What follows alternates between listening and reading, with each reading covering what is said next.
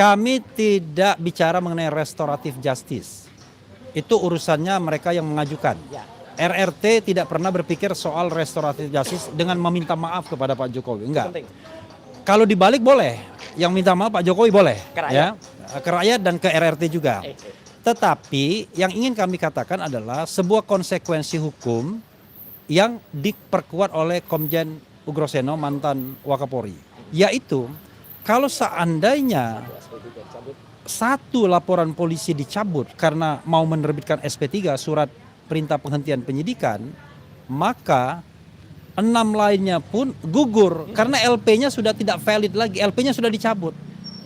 Jadi tidak boleh mencabut cuma 2 saja, 3 saja, atau misalnya yang paling ekstrim 7 yang 1 ditinggalkan. Itu berlaku yang namanya unequality before the law. Dan itu tidak lagi merupakan pelanggaran hukum tapi pelanggaran konstitusi bisa dikatakan.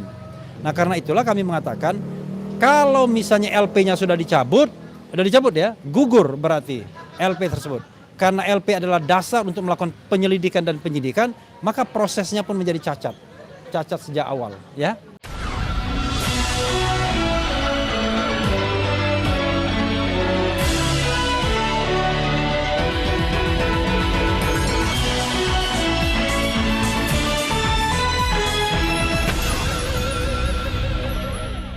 Halo, apa kabar? Assalamualaikum warahmatullahi wabarakatuh. Saya Rusmun Arif, senang sekali bisa kembali menjumpai Anda semua. Trio RRT, Roy Suryo, Rizwan Sianipar, dan Dr. T. Fauzia Tiasuma melalui pengacaranya Abdullah Al-Katiri hari ini mendatangi kantor Inspektur Pengawasan Umum atau Irwasum Mabes Polri. Mereka secara resmi meminta agar Mabes Polri menghentikan penyidikan kasus dugaan ijazah palsu Joko Widodo yang menyebabkan 6 orang, tadinya ada 8 ya, kata ya, di luar ditambah Egy dan Damai Hari Lubis ya. Itu 6 orang itu menjadi tersangka di Polda Metro Jaya. Berbeda dengan Egy Sujana dan Damai Hari Lubis, kendati mereka ini trio RRT dan tentu saja 3 orang lainnya ya, meminta SP3 surat perintah penghentian penyidikan, namun mereka itu tidak ingin menempuh prosedur restoratif justice dan mereka juga tidak akan meminta maaf kepada Jokowi. Apa alasannya? Mari kita simak penjelasan dari Refli Harun dan Abdullah Al-Katiri. Jadi baru saja rekan kami yang dipimpin oleh Saudara Al-Katiri itu menyampaikan surat ke Irwasum ya di Mabes Polri sana, tapi press conference-nya tetap di sini. Dan ini suratnya sudah ada tanda terimanya ya. Jadi suratnya sudah diterima dan nanti saya akan bacakan sekilas isi suratnya apa dan nanti rekan Al-Katiri akan menyampaikan tambahan, kemudian rekan-rekan yang lainnya ada juga Fadli Nasution, ada Ramdansa, ada Pak Joni Silalahi, dan ada 2 prinsipal kita yang mungkin akan menambahkan hal-hal lain atau memperkuat ini. Ada Rizwan Sianipar di sebelah kanan saya dan sebelah kiri saya Roy Suryo. Nah, ini ya kenapa kami percepat? Karena kami mendapatkan ilham dari 2 ahli kami kemarin, Profesor Din Samsudin dan Komjen Pol Purnawirawan Ugroseno. Ugroseno mengatakan bahwa dengan dicabutnya laporan polisi terhadap Egy Sujana dan Damai Hari Lubis, seharusnya 1 laporan yang bandel gitu, gugur semuanya. Karena ini dalam 1 LP 1 nomor. Jadi kalau dicabut 1, cabut semua. Itu yang dikatakan Ugroseno. Kalau Din Samsudin sebagai seorang peneliti, seorang pakar, seorang ahli mengatakan ya harusnya diselesaikan dulu kasus ijazah palsunya ini, apakah memang ijazahnya palsu atau tidak. Dan itulah metode ilmiah kan, sebelum kemudian bergerak kepada pencemaran nama baik, fitnah, ujaran kebencian dan lain sebagainya yang sesungguhnya akan bergantung pada bagaimana ijazah yang diklaim sebagai asli itu. Kalau memang asli ada konsekuensi. Tapi kalau palsu bagaimana? Orang sudah diproses lama-lama, ya kan, menghabiskan tenaga, biaya dan lain sebagainya. Sudah hampir 1 tahun ini, Mas Roy tidak bisa bekerja secara baik. Bahkan hubungan rumah tangganya pun baik-baik saja. Ada yang bocor. Oke, saya bacakan ya. Jakarta 12 Februari 2026. Jadi kemarin ya. Nomor 05 Bala RRT _2 Romawi _2026. Lampiran 1 berkas perihal permintaan penghentian penyidikan laporan Joko Widodo terhadap Dr. Tifauziah Tiasuma, Dr. Roy Suryo, dan Dr. Rismon Hasiholan Sianipar di Polda Metro Jaya. Kepada yang terhormat Inspektur Pengawasan Umum Polri Irsum, Markas Besar Kepolisian Republik Indonesia, Jalan Trunojoyo nomor 3 Kebayoran Baru, Kota Jakarta Selatan, DKI Jakarta 12110. Sengaja lengkap biar kita tidak tersesat ya. Dengan hormat, perkenankanlah kami yang bertanda tangan di bawah ini para advokat yang tergabung dalam barisan pembela Roy Suryo, Rismon Sianipar, Tifauziah Tiasuma dalam kurung Bala RRT yang beramat di Golden Centrum dan seterusnya berdasarkan surat kuasa khusus tertanggal 27 Januari 2026 terlampir dalam hal ini bertindak dan utuh atas nama Roy Suryo, Rismon Sianipar, dan Tifauziah Tiasuma. Bersama ini kami sampaikan beberapa hal sebagai berikut. A. Tindak lanjut surat Irwasum Mabes Polri. Sedikit penjelasan. Jadi sebelum kasus ini menggelinding di Polda Metro Jaya, sebenarnya sudah ada korespondensi kami dengan Irwasum, dengan pihak sana yang kemudian mengatakan sedang melakukan tindak lanjut dan lain sebagainya. Yang kami maknai bahwa kasus ini sesungguhnya belum selesai di Bareskrim Mabes Polri. Kasus apa? Kasus laporan yang disampaikan oleh aktivis TPUA. Tapi karena ini adalah tindak pidana umum, ya tidak ada masalah, siapapun bisa melaporkannya. Karena itu, ketika ini belum selesai, maka seharusnya tidak boleh ada proses di Polda Metro Jaya. Karena itulah undang-undang. Saya bacakan. A. Tindak lanjut surat Irwasum Mabes Polri. Merujuk pada surat Irwasum nomor B20280 dan seterusnya, tertanggal 13 Oktober 2025, perihal surat pemberitahuan perkembangan penanganan Dumas SP3D yang disampaikan kepada tim kuasa hukum Bang Egy Sujana. Pada waktu itu Egy Sujana yang menyatakan Irwasum sedang memproses dengan cara meminta klarifikasi dan keterangan perkembangan pengaduan tim hukum pembela Bang Egy Sujana selaku pendumas kepada Kabar Reskrim Polri atas keberatan pendumas tentang penghentian penyelidikan pengaduan dugaan penggunaan ijazah palsu yang telah dilaporkan _diadukan oleh tim pembela ulama dan aktivis TPUA.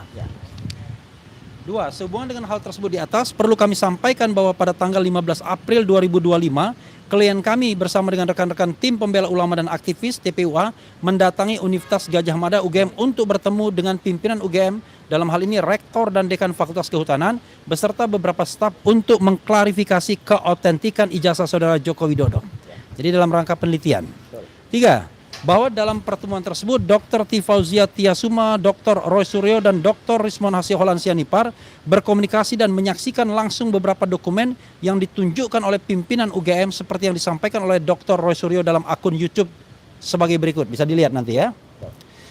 4. Bahwa berdasarkan alasan tersebut di atas, pada tanggal 30 Juni 2025, Dr. Tifauziah Tiasuma, Dr. Roy Suryo, dan Dr. Rismon Hasiholan Sianipar diajukan sebagai saksi fakta dalam perkara pengaduan dugaan penggunaan ijazah palsu yang diajukan oleh tim pembela ulama dan aktivis dalam kurung TPUA selaku pendumas terlampir. Jadi beliau mendapatkan undangan. Oh enggak, waktu yang Ya. tanggal 15. Oh ya, tanggal 15. Jadi mereka mendapatkan undangan untuk menjadi saksi. Yang undang siapa? Yang undang adalah TPUA. Waktu itu Rizal Fadila ya sebagai wakil ketua TPUA. Bahwa ketika sedang diprosesnya Dumas TPUA di Mabes Polri, klien kami yang bertindak selaku saksi dalam laporan Dumas TPUA di Mabes Polri dilaporkan oleh saudara Joko Widodo ke Polda Metro Jaya. Kemudian justru menjadi tersangka. Hal ini bertentangan dengan pasal 10 ayat 1. Nah ini undangannya ya. Ada bukti ya. Semua itu ada bukti kalau udah Iya. kami itu. Hal ini bertentangan dengan pasal 10 ayat 1 dan 2 Undang-Undang Nomor 31 Tahun 2014 tentang perubahan atas Undang-Undang Nomor 13 Tahun 2006 tentang perlindungan saksi dan korban yang menyebutkan 1. Ayat 1 ya. Saksi, korban, saksi pelaku dan atau pelapor tidak dapat dituntut secara hukum baik pidana maupun perdata atas kesaksian dan atau laporan yang akan, sedang atau telah diberikannya, kecuali kesaksian atau laporan tersebut diberikan tidak dengan itikat baik. Ya. Jadi ini itikat baik untuk transparansi bangsa ini.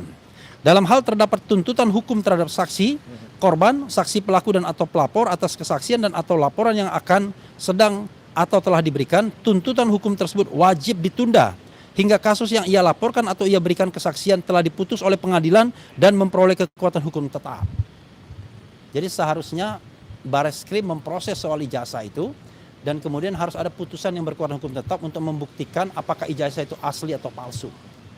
Dan bukan forumnya di Mas Roy, karena Mas Roy ini adalah forum pencemaran nama baik.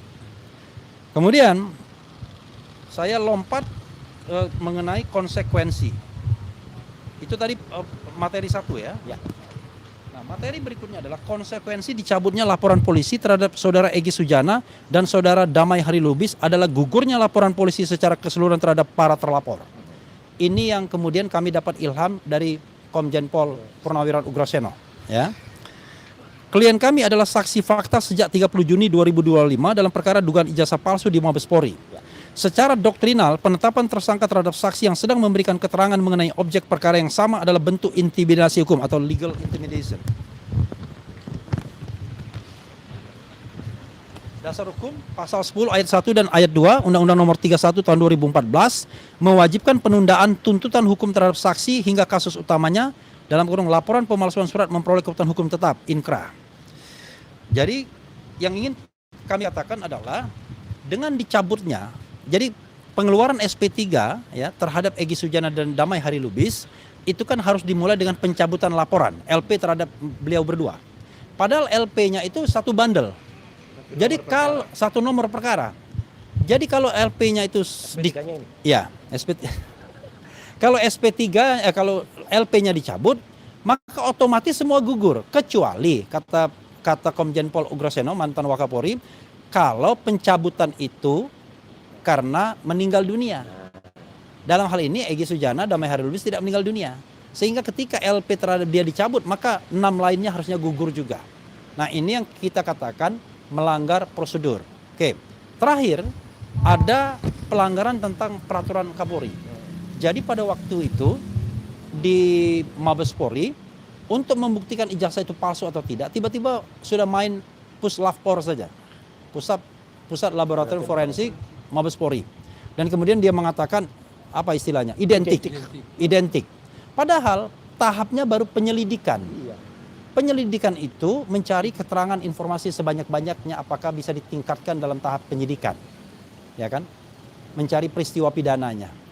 Tetapi yang terjadi adalah sudah minta ke Puslapor. Padahal seharusnya dalam proses penyidikan. Nah, nanti rekan Al-Katiri akan menambahkan, rekan Fadli akan menambahkan. Itu kurang lebih kawan-kawan media sekalian, bahwa hari ini kami sudah menyampaikan surat itu ke Irwasum. Kok ke Irwasum bukan ke penyidik Polda Metro Jaya? Ya karena kita ingin angkat ini ke level Mabes karena problemnya ada di Mabes pertama kali. Lalu kemudian beruntut ke Polda Metro Jaya. Itu silakan kalau ada yang mau menambahkan Bro Al-Katiri ya. Terima kasih. Saya tambahkan singkatnya. Enggak usah.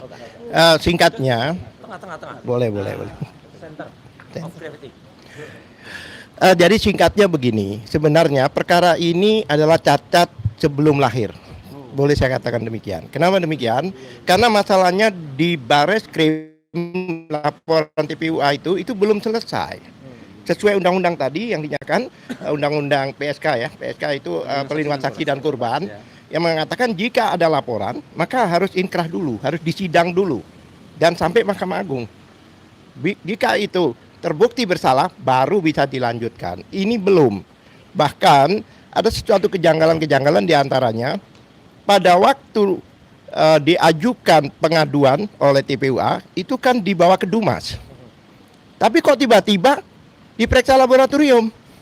Karena apa? Karena ingin memproses di Polda Metro. Di laboratorium yang mana ketentuannya pemeriksaan laboratorium itu harus dalam taraf penyidikan. Karena ada syarat di dalam Perkap itu. Yaitu diantaranya syaratnya yaitu jika ingin memeriksa laboratorium, satu harus dilampirkan laporan polisi. Nah ini nggak ada laporan, masih Dumas. Kedua harus dilampirkan berita acara saksi dan tersangka bahkan. Itu tidak ada, belum diperiksa. Kemudian juga harus ada berita acara penyitaan. Nah itu kan dipinjamkan, sekarang dikasih, itu tidak boleh. Dan berita acara penyitaan itu di KUHP yang lama, itu diatur di pasal 1 poin 16. Bahwa penyitaan itu harus di dalam taraf penyidikan, penuntutan, dan pengadilan. Karena di sana belum selesai, ini tidak boleh diproses. Apalagi sudah dilimpahkan dan sebagainya. Itu. Nah, kemudian yang masalah lain yaitu masalah undang-undang baru, KUHP baru, pasal 779 ayat 4 itu jelas. Sekarang begini, namanya SP3 surat perintah perintah loh ya, penghentian dari penyidikan. Apa artinya? Berarti proses sebelumnya ini batal semua demi hukum. Mulai SPDP, mulai laporan, ya kan? Apalagi 8 orang itu dilaporkan dengan 1 nomor perkara. Nggak bisa dia, oh 2 bebas, lainnya nggak bisa. Ya kan? Ini sudah pelanggaran hukum. Oleh sebab itu ya kenapa kami cepat melakukan hal seperti ini supaya JPU pun memahami ada peristiwa ini. Jangan sampai main P21 tanpa memahami konstruksi daripada masalah ini. Itu masalahnya.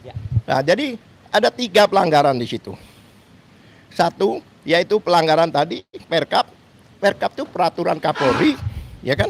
Yang mana di dalam peraturan Kapolri itu formil. Cacat formil, berarti apa? Batal demi hukum. Yang kedua, yaitu tadi undang-undang PSK tadi. Kebayang nggak jika setiap ada laporan dilaporkan balik? Tiap laporan tidak ada orang lapor. Harus selesai dulu tuntas. Ya kan? Yang ketiga itu tadi pasal 79 itu. Ayat 4. Jadi kita katakan bahwa sejak dihentikan semua due process of law sebelumnya berhenti demi hukum. Oleh sebab itu kami minta di dalam surat kami yaitu untuk menghentikan penyidikan di Polda Metro Jaya. Seperti tadi disebutkan oleh Refli, mereka terinspirasi dari 2 kesaksian ahli Din Samsudin dan Ugroseno, yakni Komisaris Jenderal Polisi Purnawirawan Ugroseno, mantan Wakapolri ya. Din Samsudin menyatakan mereka sama sekali tidak pantas ditersangkakan, maksudnya trio RRT, sementara Komjen Ugroseno menyatakan dengan diterbitkannya SP3 kepada Egy dan Damai Hari Lubis, maka otomatis status para tersangka lainnya juga harus dicabut. SP3 Saudara Egy Sujana dan Saudara Damai Hari Lubis ya, itu secara tersurat dan tersirat ya, karena mereka melaporkan ya, 4 orang melaporkan 8 orang, berarti penghentian penyidikan juga harusnya diberikan kepada seluruh yang dilaporkan oleh Pak Jokowi dan kawan-kawan tadi ya. Jadi tidak bisa diambil sendiri 2 orang di SP3 yang lain tidak ya. Nah, kasusnya ini memang menjadi makin menarik karena ini sudah memasuki wilayah perdebatan hukum dan keabsahan sesuai prosedur yang diatur dalam Kitab Undang-Undang Hukum Acara Pidana KUHAP dan juga delik-delik yang diatur dalam pasal-pasal di KUHP, Kitab Undang-Undang Hukum Pidana. Bagaimana kelanjutannya? Ini pasti makin seru dan makin lama makin banyak kejutan. Polisi yang sebelumnya tampak kejar target ini seolah-olah ini harus mereka menahan diri lagi karena tadinya kayak dikejar-kejar ya, karena cepat banget ini melimpahkan kasusnya ke kejaksaan, tapi kan kejaksaan kemudian menolak dan mengembalikan berkasnya untuk dilengkapi. Dengan perkembangan terbaru ini dan diharapkan nanti Irwasum itu turun tangan, tentu saja drama-drama hukum dan drama politik itu akan kembali terjadi. Dan saya cuma mengingatkan bahwa apa yang di depan panggung itu tidak seseru apa yang di balik panggung, karena sekali lagi kasus ini adalah kasus politik, kasus permainan kekuasaan, walaupun sebenarnya dasarnya adalah basicnya itu adalah kasus hukum. Tapi apa boleh buat, di Indonesia itu kita masih belum bisa bicara hukum itu secara ansih, tapi banyak sekali kasus-kasus hukum itu ya latar belakangnya, motifnya itu ya politik, dan itulah yang disebut sebagai kriminalisasi. Saya Hersbun Arif, sampai jumpa lagi. Wassalamualaikum warahmatullahi wabarakatuh.